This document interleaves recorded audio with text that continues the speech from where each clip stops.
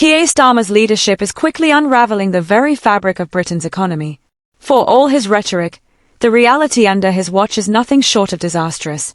Britain's economy is spiraling, small businesses are collapsing under the weight of crushing taxes, and jobs are vanishing at a terrifying rate.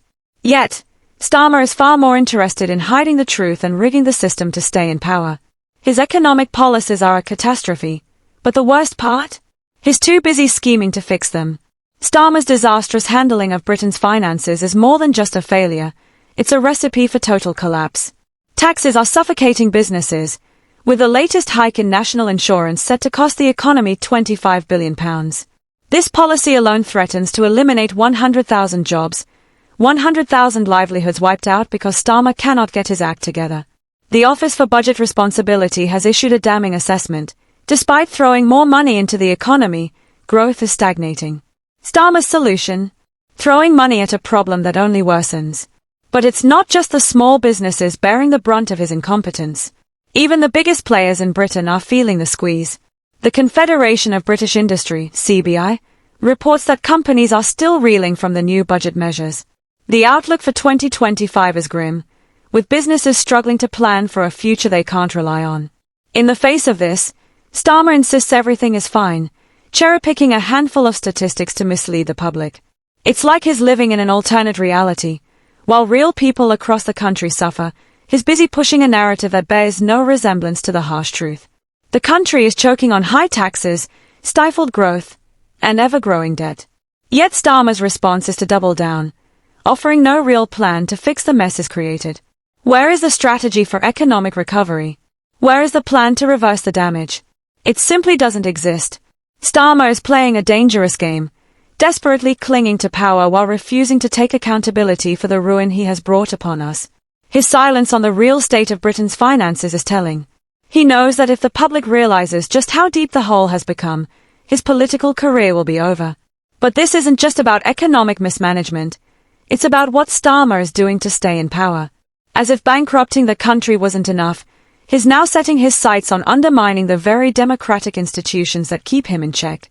Starmer's latest moves are nothing short of an assault on our democracy. First, he wants to scrap voter ID laws, a move straight from the Labour think tank, the Institute for Public Policy Research, which is tightly aligned with his party. Their argument is that voter ID could lead to legitimacy issues in elections. But why is Starmer so intent on scrapping a measure that prevents voter fraud? Most European countries, including France and Germany, have mandatory ID requirements for voters. So why the sudden rush to do away with it in the UK? The answer is clear. Starmer is positioning himself to win elections through any means necessary, even if it means weakening the integrity of the system. And this is just the beginning.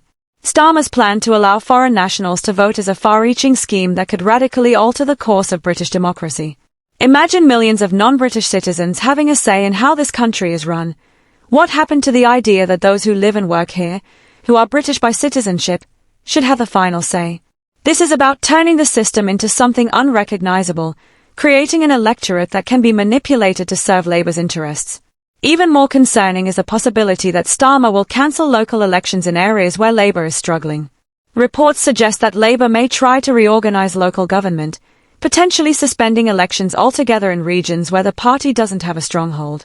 This isn't just a breach of democratic principles, it's a blatant attempt to rig the system in Labour's favour. Starmer isn't trying to fix the country's problems, he's trying to hold on to power at all costs. If that means manipulating elections, so be it. And the depths of Starmer's betrayal don't stop there. His promises on Brexit were clear. Labour would respect the result of the 2016 referendum. But what is Starmer doing now? He's cozied up to Brussels, flirting with the idea of closer alignment with the EU, and even suggests that rejoining the EU is still on the table. This is nothing short of a betrayal of the British people's vote. Starmer has turned his back on the referendum result and is working to drag the country back into the EU piece by piece. What happened to his promises? They've been discarded, thrown aside for political expediency. The NHS, too, is another disaster under Starmer's watch. Despite his claims to be fixing the NHS, the reality is that the system is collapsing under his leadership. Billions are being poured into a failing system, yet waiting times are still skyrocketing, and NHS staff are burned out. Where is all this money going? It's like we're throwing cash into a bottomless pit. Starmer's supposed fixes are doing nothing to address the fundamental problems plaguing the NHS. Yet he continues to promise the moon, knowing full well he's offering nothing but empty gestures. Keir Starmer's time in power is a wrecking ball to Britain's future. His economic policies are bankrupting the nation.